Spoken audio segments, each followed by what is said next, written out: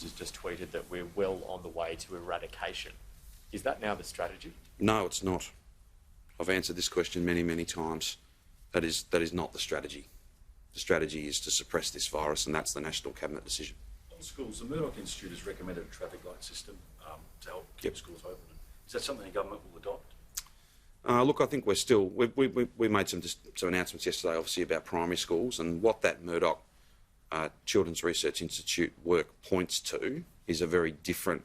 You can have a different treatment, and you can be safe in doing that, in separating younger kids, away from those who are in the process of becoming adults.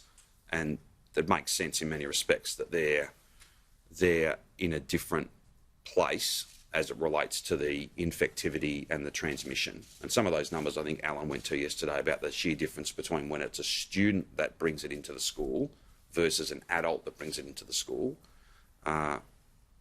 If we've got to make further announcements and some refinements, we do have time, that's the thing. So the 12th is important.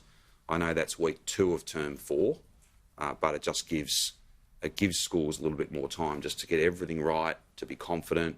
I would make the point as well that our outbreak management of schools has for some time now been very successful, because it has embedded within that outbreak management team are people from the Department of Education, similarly in relation to some of the other high-risk sites.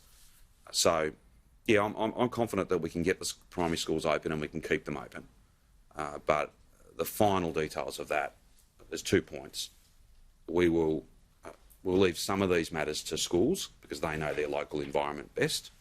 And we've also got some time, so I can't rule out some further announcements.